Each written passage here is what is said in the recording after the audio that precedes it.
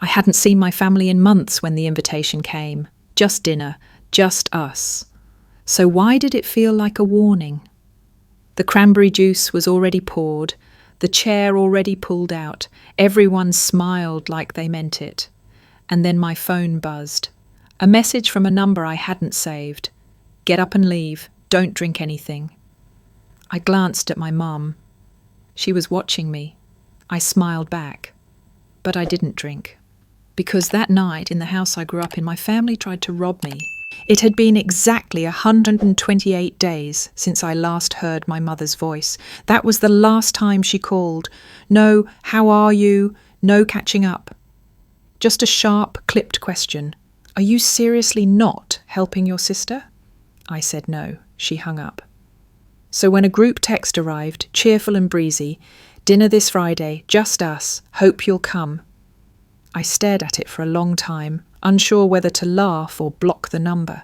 Instead, I typed, sure. Why?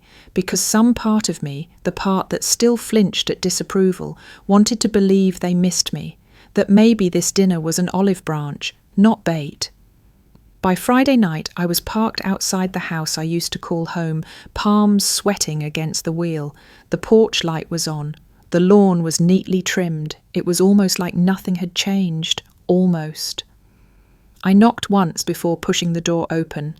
Elena! My mother's voice rang out from the kitchen, lilting and smooth, like butter over a knife. We're just about to eat. Come in. The warmth in her tone was artificial, too bright, too polished. Like someone overacting in a high school play. My father stood as I entered the dining room, a little slow, like he wasn't sure whether to hug or nod. We nodded. His smile was tight, practiced. My sister, Lily, didn't even look up. She sat at the table, scrolling through her phone with the same detached indifference she'd perfected since we were kids. The table was perfect. Too perfect. 4-place settings, my glass already filled, with cranberry juice, of course. My chair slightly pulled out like I was expected, the roast chicken already carved, steam rising from the mashed potatoes. I took my seat, heart thudding. Still like cranberry, right? Mom asked, her smile rehearsed. I nodded. I hadn't touched the stuff in years. Conversation flowed like syrup, thick, sweet, hard to swallow. Still at the same apartment? How's work? Traffic's been awful lately, huh? I smiled. I answered. I played the role I always played, quiet, reliable, agreeable, the one who didn't stir the pot. When Lily cracked a joke about a coworker getting stuck in a revolving door, I even laughed. Not because it was funny, but because I knew how to perform. It all felt wrong. Like everyone had memorized their lines, like I'd walked into a staged reading of Functional Family and no one wanted to admit the show was fake. Halfway through my dad's mini rant about potholes, my phone buzzed in my lap. I glanced down. No name, no emojis, no signature. Just 3 sentences, punctuated like a warning shot. Get up and leave. Don't drink anything. Don't say a word. For a second, the air in the room thickened. My mother nodded along to my father's grumbling. My sister scrolled. The cranberry juice glistened in the light. I didn't move. A dozen explanations raced through my mind. A prank, a scam, a misdial, a mistake. But none of them felt right. Somehow I knew. The message wasn't a trick. It was a lifeline. I slid my chair back slowly. Be right back, I said, my voice calm. Bathroom. No one questioned it. No one followed. Upstairs, the hallway creaked beneath my steps like it always had. I locked the bathroom door, sat on the edge of the tub, and stared at the message again. I felt the chill in my spine harden into certainty.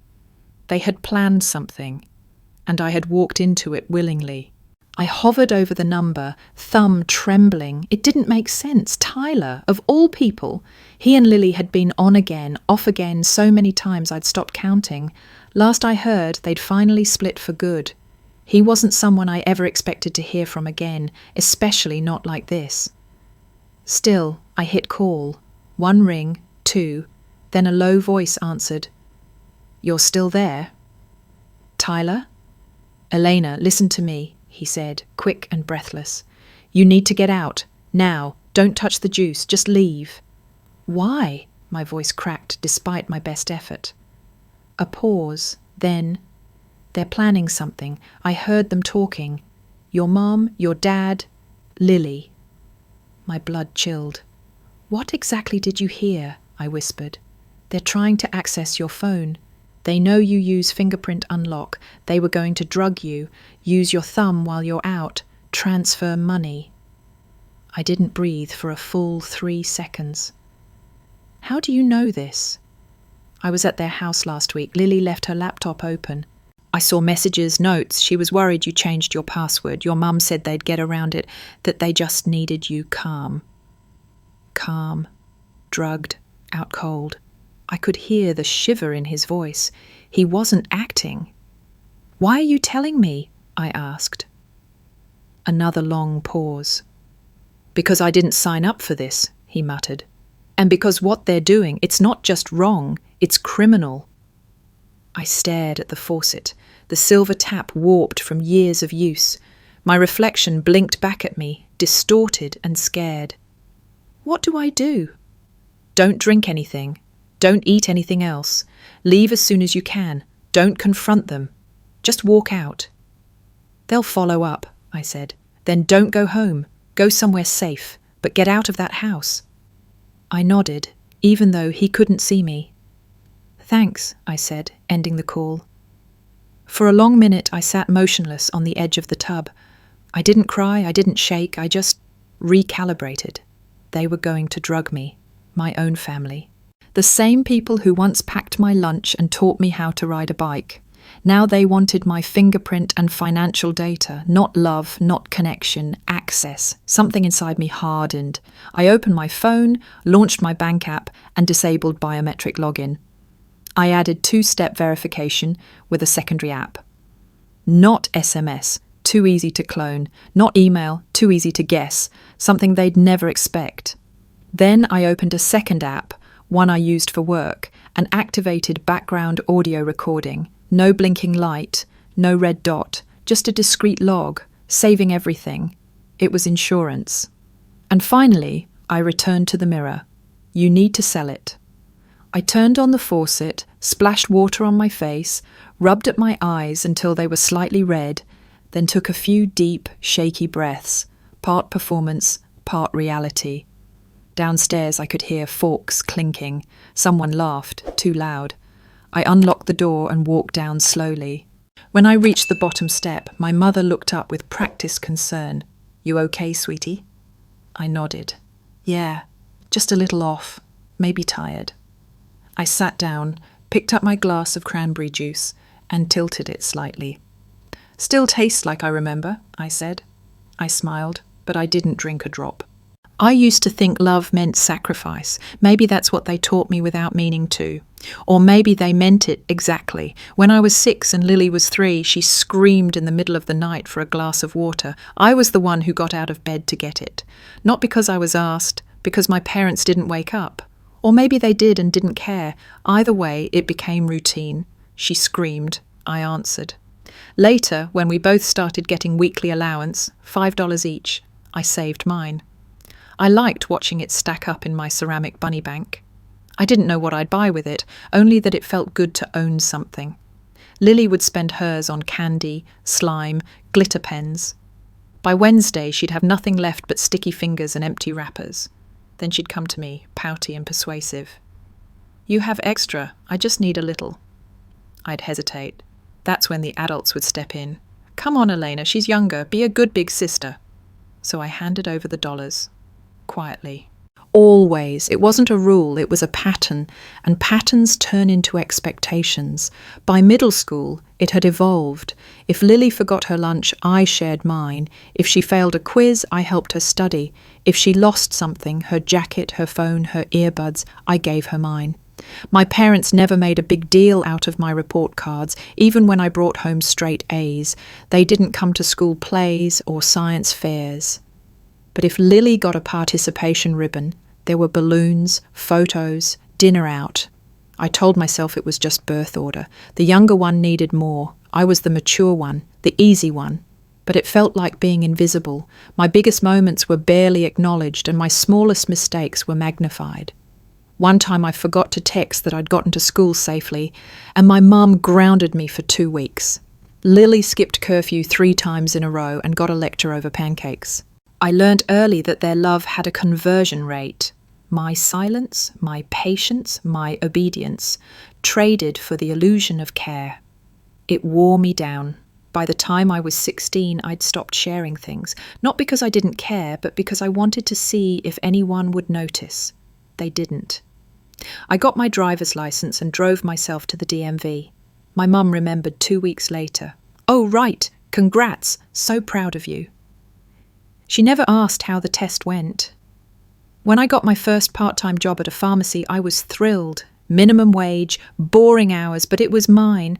I could buy my own jeans, my own coffee, my own birthday gifts. It felt like freedom. Until one afternoon, Lily called me crying. She'd overspent her allowance and needed a ride to the mall. She also kind of needed a new dress for a school dance. I bought it. Again. No one reimbursed me, no one thanked me. That was love, I thought. Unseen, unreciprocated, expected. Still, part of me believed that one day it would change, that they'd see me not as a resource but as a daughter, that my reliability wasn't a flaw, it was value, that maybe one day they'd sit me down and say, "We see you, we're sorry." But they never did. And that dinner, this dinner, wasn't a reconnection, it was a transaction. Even now, with a fake smile on my mother's face and cranberry juice glistening in the glass, I understood what was really on the table. Not food, not forgiveness. Me. I used to think that once I had money, everything would shift. That when I could finally help without struggling, they'd thank me, they'd notice. But all that happened was the asks got bigger. When I landed my first full-time job after college, a junior developer role with a modest salary and health insurance, I was proud. The kind of proud that makes you call your mum first, even when things are still awkward. "That's wonderful, sweetheart," she said. Then, after a beat, "Do you think you could help with Lily's enrollment deposit? Just this once." Just this once. I paid it, quietly. Then came the books, then the laptop, then a flight home for winter break because Lily missed her cat. None of these requests came from her directly. She always went through them, like I was some corporate office and they were filing expense reports. "She's just stressed," my dad would say. "It's been a rough semester." And always, "You know how close sisters should be?" Or worse, "Sisters are supposed to take care of each other." Every phrase wrapped in warmth, dipped in obligation. I wasn't a sibling anymore. I was a line item in their budget. And yet, I paid, again and again, because a small, flickering part of me still believed maybe this is how love gets built, piece by piece, dollar by dollar. I thought that eventually the balance would tip, that I'd buy my way back into their hearts, that they'd look at me and say, "You've always been there, thank you." But gratitude never came. Instead, there were more expectations. When Lily studied abroad, they called me in the middle of a workday. "Her card isn't working. Can you wire her some cash?" Not can you. Do it. Soft tone, hard command. Even my promotions didn't feel like milestones. The moment I shared news of a raise, my mum asked, "Do you think you could cover Lily's rent this semester? She's trying to focus on school." Not even a congratulations. I stopped sharing my wins after that. I learned to shrink good news down to nothing, to hide my pay stubs, to change the subject whenever money came up. And still, I hoped that maybe one day they'd do something kind without asking for something in return. A birthday call, a handwritten card, a visit just to visit, not to borrow. One year, I bought Lily a plane ticket home for her birthday. I even splurged on a seat upgrade. She sent me a text. "Thanks, I guess." That was it. No call, no hug, just those 3 words. That night, I cried, quietly. The kind of crying you do when you realise no one's coming to check on you, not because they don't hear, but because they've stopped listening. I started pulling back then. No announcement, no ultimatum. I just said no the next time they asked. Then the next. No to the car down payment. No to the new laptop. No to Lily's unpaid credit card bill. And when I finally said no to $12,000, money Lily claimed she needed to fix a situation, the calls stopped altogether. They didn't ask what it was for. They didn't try to understand. They just vanished. For 3 weeks, I lived in silence, and it was the most peace I'd felt in years. Then, like clockwork, they returned. A forwarded meme from my dad, a blurry backyard photo from my mum, a TikTok from Lily with no caption, and finally, the dinner invite. Just us, just dinner, hope you'll come. They never said, we miss you. They never said, we're sorry. But I still came. Because some part of me, stupid, soft, loyal, wanted to believe that maybe this time it meant something. It started with a voicemail from my dad. Hey, Elena, hope you're doing okay. We really need to talk. It's important. Call us back when you can. No details, no warmth, just that clipped tone he used when something was wrong, and somehow I was expected to fix it. Then my mum texted, can we count on you to help? It's for your sister. And then finally, a number, $20,000, $20,000. They didn't say what it was for at first, just emphasized how serious the situation was, that Lily was in trouble and they didn't know who else to turn to. I didn't respond, not right away. I wanted to believe it was a misunderstanding.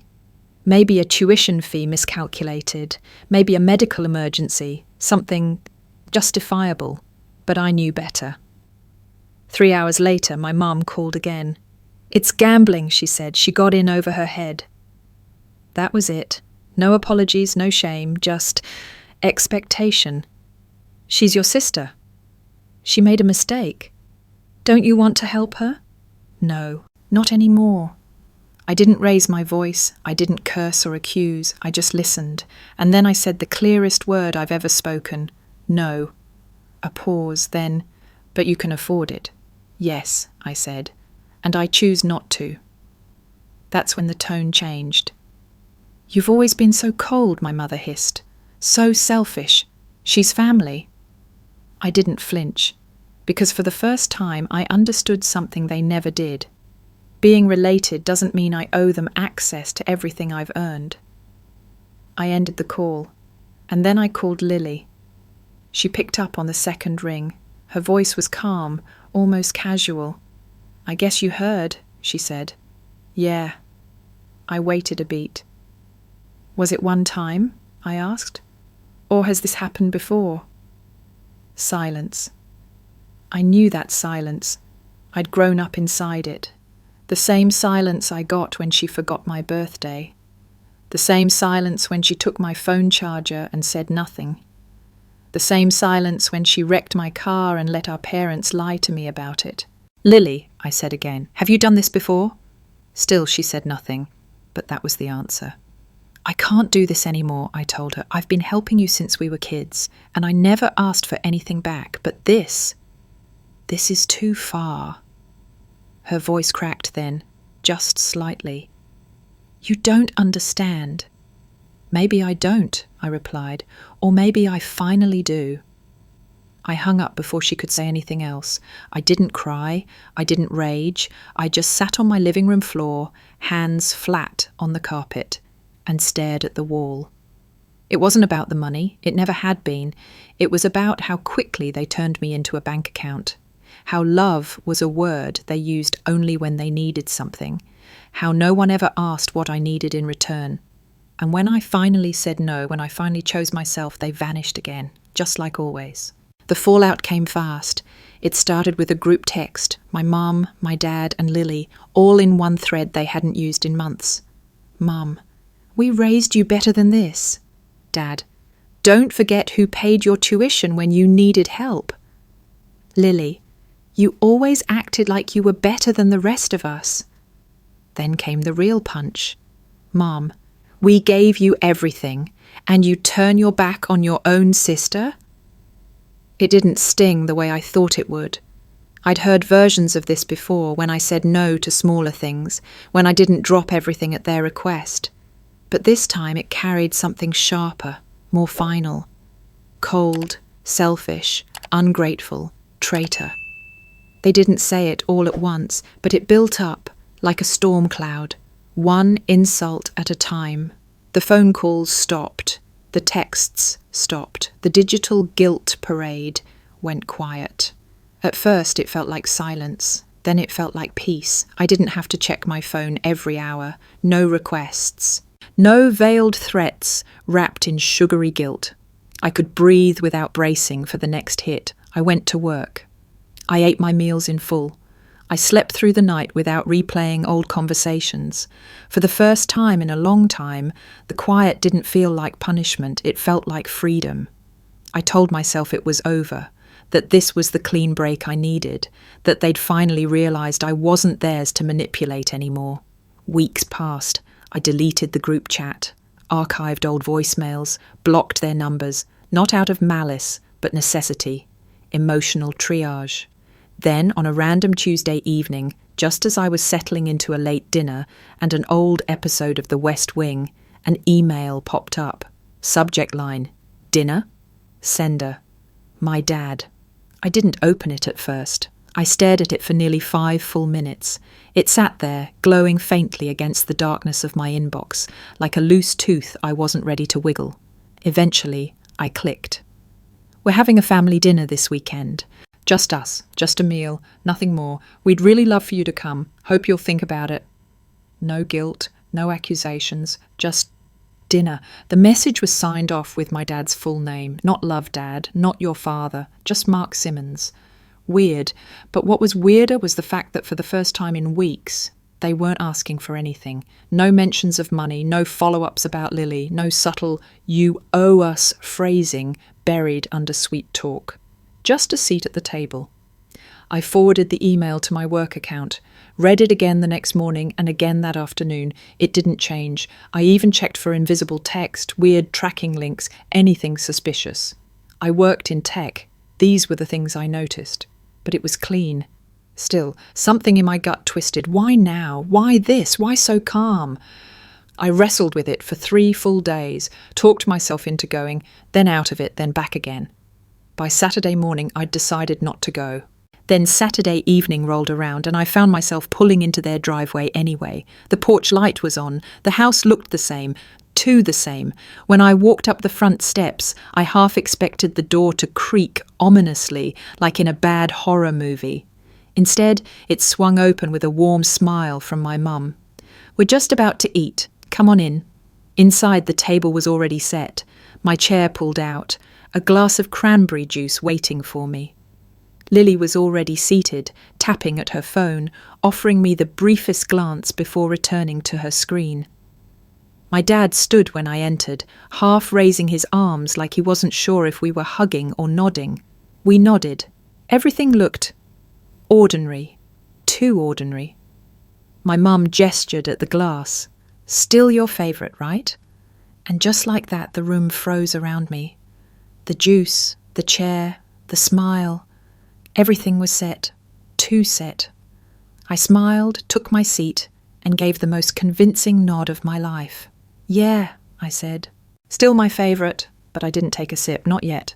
The couch was still the same old fabric, same dent in the right cushion, same throw blanket my mother had knitted years ago.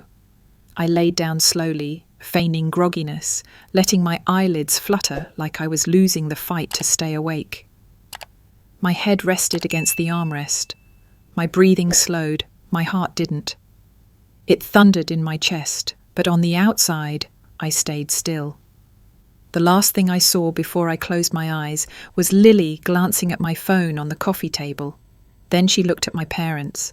A silent cue passed between them, like this was choreography they'd rehearsed. I let myself sink into the cushions, blanketed and limp. Then it began, whispers, soft shuffling. Is she asleep? My mum's voice asked, barely audible. Yeah, Lily replied. She's out. I heard the faint squeak of the floorboard as someone approached. Then came the first breach, the rustle of my phone being picked up, the screen lit up through my eyelids. Then, contact, fingers on my hand. My thumb gently lifted, held, pressed against the sensor, click, vibration, unlocked. I wanted to scream, to twist away, to shove them back, but I didn't. I had to know there was no panic in their voices, no hesitation, just eerie efficiency. "We're in," Lily whispered, more tapping. "Banking app," my dad murmured. "Routing number? Check saved passwords." "She has everything auto-filled," my mum added almost proudly. There was something surgical about it, clean, precise, like this wasn't the first time they'd done something like this. Maybe not to me, but to someone. Or maybe it was just that easy to betray someone when you'd convinced yourself they owed you. Then came the pause. "It's asking for a code," Lily said. "What code?" my dad hissed. "Two-step verification," she muttered. She changed it. A frustrated sigh. "Try another app." Same thing. Everything's locked. More silence. For a moment, the only sound was the ceiling fan above us, spinning steadily like a heartbeat. Then my mum's voice again. "Just put the phone back." I felt it placed gently near my side, like they were tucking me in. They sat down again. A chair creaked. Someone coughed lightly. I waited 10 seconds, then 20, then 30. Then I opened my eyes. I sat up, blinking as if dazed. "Sorry," I mumbled. I think I blacked out for a second. 3 sets of eyes turned to me, each one playing a different role, concerned, casual, curious. "You sure you're okay?" my dad asked. "Yeah," I said, rubbing my temples. "Maybe just tired. I think I'll head home." "Of course," my mum said. "Do you want some leftovers?" I shook my head. "No, I just need rest." No one protested. No one apologized. Because in their eyes, nothing had happened. Or rather, they believed nothing had gone wrong. But something had. Something irreparable. They thought they'd pulled it off. They thought I drank the juice. They thought I slept through it. They thought I was still playing my part. But they didn't know I'd left the fingerprint access in place on purpose, that I wanted them to try, that the whole time my phone was recording everything, silently, invisibly, running in the background, every whisper, every tap, every betrayal, and tomorrow I'd take it all to the police. I sat on the edge of the couch, pretending to steady myself, while inside I was unravelling, not from fear, not even from heartbreak, just the sheer weight of finality. Something had snapped, not with noise, but in silence. The kind of snap you only feel in your chest. I stood slowly, brushing imaginary dust from my jeans, my phone resting cool in my palm. I didn't clutch it. I held it loosely, like it didn't matter, like I didn't know they'd just tried to rob me. "Thanks for dinner," I said softly. My mum smiled like nothing had happened. My dad nodded, rising from his chair with the posture of a man who'd done a good deed. Lily stayed seated, flicking her hair behind one shoulder, her face a porcelain mask of indifference. I moved toward the door. "Let us know when you get home safe," my mum said. I paused for a half second. Then I nodded. "Sure." The hallway lights cast a gentle glow. The familiar scent of furniture polish and my dad's cologne hung in the air. I took in every detail like I was walking through a museum exhibit. Here lies the Simmons family, a curated display of warmth and deception. At the door we hugged, all three of them, reflexive, robotic, empty. And still, it hurt. It hurt because it used to mean something. As my mum's arms wrapped lightly around my shoulders, I caught the faintest tremble in her fingers. A warning or regret, I couldn't tell. I hugged her back, then Lily, then my dad. No one said, "I love you." Not that I would have believed it. I stepped outside, the night air cool against my skin. I walked to my car, slid into the driver's seat, locked the doors, and just sat there, still, listening, breathing, letting the adrenaline ebb. Then I opened the voice recorder app. The timestamp 47 minutes and 12 seconds, every whisper, every stolen password attempt, every touch of my hand. Twist 1, they thought they were in control. Twist 2, I'd been in control the entire time. I didn't just lock down my banking app, I installed a layered authentication system days before, one that required facial ID and a rotating code from an offline device. Something even I couldn't override without effort. When the app prompted them for the code, that wasn't a glitch. That was the final gate, the one they couldn't pass. And that small argument I overheard, that was their frustration boiling just under their breath. She changed everything, Lily had muttered. Well, what now? My dad had asked. We try again? My mum had whispered. But there would be no again, because I had the proof. And I was done pretending. I played back a snippet of the recording just to make sure it had captured clearly. It had. She always blacks out after a drink. We just needed her to sleep through it. She won't even know. They didn't know I worked in security infrastructure. They didn't know I'd spent the last few years building systems to prevent exactly the kind of breach they attempted. And they didn't know I'd stopped seeing them as family the second they treated me like a vault to be cracked. I started the car. The headlights sliced through the driveway shadows. As I pulled away, no one came to the window. No one waved goodbye. They probably thought they'd gotten away with something, or maybe, deep down, they knew. Maybe they'd felt it too, that cold, irreversible shift in the air. That was the last time I ever stepped inside that house. And though I said nothing as I left, I was already rewriting the end of our story. The part where I stop being their daughter and start being the one who tells the truth. I didn't rush. I didn't storm into the police station with fire in my eyes or tears down my face. I parked across the street, double-checked the audio file on my phone, and walked in like I was going to pay a parking ticket. The waiting room was quiet. One guy in a hoodie arguing softly about a towed car. Another scrolling his phone. No drama, no tension, just ordinary people handling ordinary problems. But mine wasn't ordinary. When it was my turn, I stepped up to the glass partition. The officer behind the desk looked up with a tired smile. "How can I help you today?" "I need to report a crime," I said. She tilted her head. "What kind of crime?" "Financial fraud, attempted drugging, unauthorized biometric access." That got her attention. "Do you know the people who did this?" "Yes," I replied, "my family." She blinked, didn't say a word, just opened the door beside her and waved me through. They put me in a small, neutral room, one table, 2 chairs, a fake plant in the corner that hadn't fooled anyone in years. I sat down, my phone on the table, screen dark. The officer who joined me was middle-aged, steady-eyed, not the kind you could rattle easily.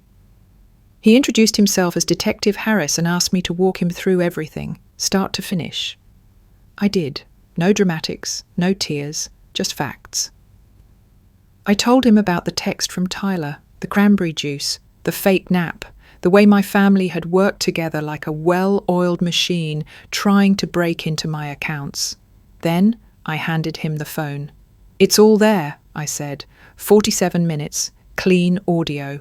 He plugged in a set of headphones and hit play. For the next half hour I sat in silence as he listened. Occasionally he paused, rewound, played something back again. At one point he closed his eyes, like he was trying to absorb not just the words but the weight behind them. When it ended, he didn't speak for a while. Then he leaned back in his chair, crossed his arms and said, "This isn't just bad behavior. This is organized financial manipulation. They coordinated roles. They discussed security systems. This wasn't a one-time lapse. This was premeditated." I nodded. He continued, more to himself than to me. "Using your fingerprint, accessing apps, attempting to transfer funds, this qualifies as conspiracy and biometric misuse. We're talking multiple counts here." I said nothing. Not because I didn't want to speak, but because I didn't need to. The recording had done that for me. "You're calm," he finally said, eyeing me. "Most people wouldn't be. I stopped being their daughter a long time ago, I answered. I just didn't know it until now. He nodded slowly. Then he asked for a copy of the file, any screenshots I had of the initial text from Tyler and the logs from my banking app. I handed them over without hesitation. We'll need a formal statement. Might take a few hours. That's fine, I said. I've waited years for this. And I meant it. I wasn't angry, not in the yelling, table-flipping kind of way, but something deep inside me had hardened, a quiet kind of fury, cold, focused, the kind that doesn't burn, it freezes. Just when I thought I'd handed in everything I had, my phone buzzed on the table. It was a message from Tyler. Call me, I have something else. Detective Harris glanced at it. Tyler's the one who warned you, right? Yeah, my sister's ex. He gave a small nod. Call him, put it on speaker. I did. Tyler picked up after one ring. You're at the station? He asked.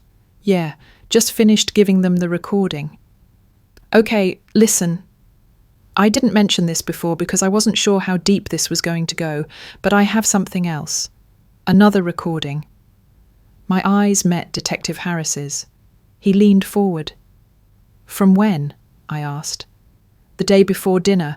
I stopped by the house to drop off Lily's stuff. I had my audio running, part of a project I was working on, forgot to turn it off. But it picked up everything. Everything? They were planning it, Elena, like step by step. Your mum, your dad, Lily, they were talking about what to put in the juice, how to unlock your phone, how to split the money without drawing suspicion. I didn't realise what I had until after I heard what you told me. I turned the phone toward Harris. You heard all that? Yeah, Tyler said. You want me to send the file? Yes, please, the detective said, his tone clipped now, sharper. 10 minutes later, the audio file landed in the department's inbox. Harris plugged in his headset again. I watched as his expression shifted from curious to stunned to furious. At one point, he ripped off the headset and just stared at the wall. They weren't desperate, he finally said. They were deliberate. That's premeditation, clear as day. He replayed the part where Lily's voice casually joked, "She won't see it coming, just smile and pour the juice." Followed by my mom's laughter, then my dad's voice adding, "We only need enough to knock her out. We'll return what we don't use. She won't even notice." I clenched my fists under the table, not out of shock, but validation, because finally it wasn't just my word against theirs. It was them, in their own voices, laying out the crime like a team prepping a corporate merger. This changes things, Harris muttered. This is no longer a single attempted fraud. This is organised financial conspiracy within a family unit. He opened his laptop, pulling up a screen of legal codes. His fingers flew across the keyboard as he began logging the evidence. Let's compare something, he said suddenly. You mentioned they tried to access your banking app. Yeah. I handed him the access log from my mobile banking platform. It showed 2 attempts to log in via fingerprint that failed due to secondary authentication, both time-stamped. All right, let's match this to the recording. He dragged a slider on the audio timeline, syncing it with the timestamps on my logs. The moment my dad said, "We're in," lined up exactly with the first login attempt. Then a pause, then Lily's voice. It's asking for a code at the exact time of the second failed login. Perfect sync. This is irrefutable, Harris said, leaning back. Direct evidence tied to intent, action and failure. We've got motive, coordination, attempted execution and biometric abuse. And now a second recording confirming prior planning. He typed something into his system. A file number popped up. This is now an open investigation. You'll receive a formal case number and assigned detectives. Based on this, we're likely looking at multiple felony charges. I didn't exhale until I heard those words, not because I was waiting for justice, but because I needed proof that I hadn't imagined the depth of the betrayal. It was real. It was all real. Harris looked up at me, his voice gentler now. You did everything right, and you did it alone, That's not easy. I didn't respond, just nodded once, because there wasn't anything else to say. The story had already been written, but now, finally, it would be read out loud. The messages started the next morning. I hadn't even finished my coffee when the first one popped up. Mum, did you actually report us, your own family? Then came another. Dad, you think the cops will fix this? You're destroying everything. You don't do this to your own people. I stared at the screen. My phone buzzed again. Lily. First a text. Please pick up. Then a voicemail. I pressed play. Her voice was trembling, somewhere between panic and heartbreak. I didn't think you'd go this far. I know we made a mistake, but you're making it worse. You always make things worse. We're family, Elena. You don't get to just walk away from that. Pause. A sharp inhale, then a crack in her voice. It was one mistake. One night. You act like we tried to kill you. You're blowing it up. Just stop. I let the voicemail end in silence. Then I blocked her, and Mum, and Dad, every contact, every thread, group chats, emergency bypasses, everything. It was the cleanest decision I'd ever made. Still, the weight of their words lingered, not because I believed them, but because they had said them so easily, so naturally, like I was the traitor for protecting myself, like their betrayal was forgivable, but my boundaries were the true crime. I got up, poured the rest of my coffee down the sink and took a long shower, let the water run hot and furious until my skin prickled. When I stepped out, there were more missed calls, 3 new numbers I didn't recognize. A string of blocked messages waiting like landmines. I didn't open any of them. That afternoon, I changed my number. Again. I went to the bank, froze my accounts, changed every password, enrolled in identity monitoring. Not because I was scared, but because I wasn't stupid. People who steal from strangers are dangerous, but people who steal from those who love them, they're lethal. Lily called from a different number the next day. I let it go to voicemail again. I was desperate, she cried. I didn't know what else to do. They said it was the only way. I didn't even want to do it. Another pause, then something softer. Please, don't do this to us. I made one mistake. But that was the lie, wasn't it? It wasn't one mistake. It was a pattern, a lifetime of taking without asking, of turning love into obligation, of rewriting guilt as loyalty. And now that I had finally said no, they were treating it like betrayal, like my refusal to be used meant I was the problem. That night I stood in my kitchen staring out the window at the city lights. Everything looked the same, normal, alive, but inside I felt hollow. Not broken, not even sad, just empty in a way I hadn't expected. Because the hardest part wasn't what they'd done. It was accepting that they never saw me as a person worth protecting, only a resource worth exploiting. That was the true aftershock, not their rage, not their calls. But the cold, echoing truth that this wasn't the first time they'd failed me. It was just the first time I'd caught them red-handed. I stared at my phone. The screen blurred with the most recent message. I read it once, twice, and still felt my chest tighten. We didn't mean to hurt you. You're tearing us apart. Funny. That's exactly what they'd done. I opened a blank new SMS and typed 4 words. This wasn't a mistake. It was a plan. I hit send. No response came. That was enough. They'd had all the chances in the world to correct course, to apologize, to explain. Instead, they played it out like a perfectly scripted drama, one where they held all the lines and I just followed. I blocked them. Mum first, Dad second, and finally Lily. All communications severed, emergency bypasses disabled, numbers erased, then came email. I logged into my Gmail and locked the account, changed recovery information, switched to a new address that would go only to trusted friends and not to anyone from their contacts. I notified my workplace HR to expect a new legal name on file, nothing dramatic, just precaution, to avoid leaked contact info. Next, I froze my credit.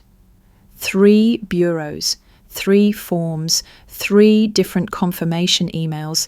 It felt cold, but clear. I wasn't punishing them. I was protecting myself, because people who steal from strangers might be dangerous, but people who steal from anyone they claim to love, they're lethal. I spent the rest of the evening reorganizing my apartment, hung up lights, replaced old pictures with new ones, framed shots of the city skyline, my cat sleeping in a sunbeam. I let go of old things they'd given me, sentimental items they considered emotional keys into my life, a necklace marked Roth, a family cookbook with my name engraved. I dropped them into a donation box, religiously, ruthlessly, with no backward glance. That night, I slept without alarms. The next morning I checked my phone again. No missed calls, no voicemails, just notifications from the credit freeze service saying everything's secured. I poured a cup of coffee and glanced at the wall clock. 9 hours had passed since I sent that one message, 600 minutes. Enough time to sever years of tethered loyalty. Twist 3. Within those days, I got the notification from the police department, a case number assigned, a brief summary. Charges filed, attempted financial fraud, conspiracy, biometric abuse. Defendants, Susan Roth, Daniel Roth, Lily Roth. I opened the PDF with shaking hands, expecting the worst. Full criminal indictments, warrants and bail. Instead, the file showed a plea agreement, probation, community service and a no-contact order, no prison time. They avoided the full weight of prison through a negotiated settlement. A collective sigh seemed to pass through my body, but the real blow wasn't their punishment, it was that it wasn't enough. In that legal sentence I saw the same pattern repeating. They got to keep their freedom while still controlling the narrative. They walked. They avoided jail. They avoided consequences too severe for them to bear. Yet they paid, in other currency, loss of access, of identity, of history. I wasn't the one who lost. They did. My peace wasn't tied to their punishment. It was tied to my boundaries. I called a close friend, my real family, later that afternoon. They skated, I said. But it doesn't matter anymore. He didn't press, he just said, "You did what you had to do." And I believed him. The following days blurred into normality. Work, groceries, sleep, no heaviness, no second guessing. Every now and then I'd think, am I missing them? Not as people. Just as the idea of what I thought a family should be. But then I'd remind myself, that idea never existed for me. I was a placeholder, a line item, a bank account. And now I'm set free. I walk down the street alone and still feel full of air, full of choice, full of quiet justice. That was the real verdict. It was a Tuesday afternoon. I had just left work early to avoid traffic, stopped by a small grocery store I didn't usually shop at, the kind of place that played old soft rock overhead, with handwritten sale signs and dented fruit bins. Familiar enough to feel ordinary, unfamiliar enough to offer anonymity. I moved slowly, scanning the aisles. My cart held nothing but some pasta, a head of garlic, and a bottle of red wine I'd probably let sit unopened for a week. I wasn't in a rush, just letting the day pass. Then I turned a corner and stopped. She was standing in the paper goods aisle, stocking a shelf of napkins. Lily, same face, same build, but different posture. Gone was the confident, aloof girl who used to scroll through her phone during dinner, never once asking how my day had been. Gone were the manicured nails and the glint of ambition in her eyes. In their place was a tired uniform, blue polo, name tags slightly askew, khaki vest with a company logo. Her hair was tied back in a messy bun. Her eyes were slightly puffy, no mascara, no performance. She didn't see me at first. Or maybe she did, but pretended not to. I couldn't tell. I didn't move. For a moment, I just stared at her as if she were behind glass, like something from another life, someone I used to know but never really understood. She adjusted a stack of paper towels, reached up to smooth out a crooked row, then turned slightly. Our eyes met. It wasn't dramatic. No tears, no flinching, just a pause, a flicker of recognition, a quiet inhale. Then she looked away, not quickly, just deliberately, like she had made a choice, like she didn't want to be the first one to speak, or the last. I didn't say anything either, not because I was angry, not even because I wanted to make her feel small, but because there was truly nothing left to say. We weren't sisters anymore. Maybe we never had been. Not really. We were just two strangers in a grocery store aisle, frozen for a moment in quiet remembrance of everything we had burned. I turned my cart around and walked away. Each step felt lighter, not triumphant, not victorious, just released. By the time I reached the checkout, the soft music overhead had shifted to something by Elton John. "I'm still standing," I think it was. I almost laughed. The cashier asked how my day was. I said, "Pretty good, thanks," and meant it. That night, I made pasta, a simple dish. Garlic, olive oil, red pepper flakes. I ate it alone in my apartment, the windows open to the city air. The wine glass sat full beside my plate, untouched. I didn't need it. I had peace now. Not because justice had been served in some grand courtroom sense, but because I had faced the fire, walked through it, and kept walking. And now I lived in the after betrayal, after truth, after silence. And even though it still hurt sometimes, it didn't hurt the same. It didn't hurt with guilt or longing or confusion. It just existed, like a healed scar. Still visible, but no longer raw. Some people are meant to walk with you through life. Others are meant to teach you how to walk away. Lily had taught me that, whether she meant to or not. Back at my apartment, everything felt still. I kicked off my shoes, placed my keys in the ceramic bowl by the door, and hung my coat on the rack I had assembled myself last winter. The space was quiet, safe, mine. I walked into the kitchen. The shelves were lined with things I liked. No more compromising, no more family-sized containers that I never needed. Every item in the fridge was something I had chosen. Every mug in the cabinet, every pan on the rack was paid for with my name alone. There were 4 rolls of toilet paper stacked neatly in the closet. 4. Not because anyone else used them, just because I liked knowing I had enough. I stood there for a long moment, staring at the most ordinary things. A jar of peanut butter, a half-squeezed lemon, the grocery receipt still tucked under a magnet on the fridge door. Everything simple, everything honest, nothing pretending. I had built this life, brick by brick, step by step. I had escaped them, or so I thought.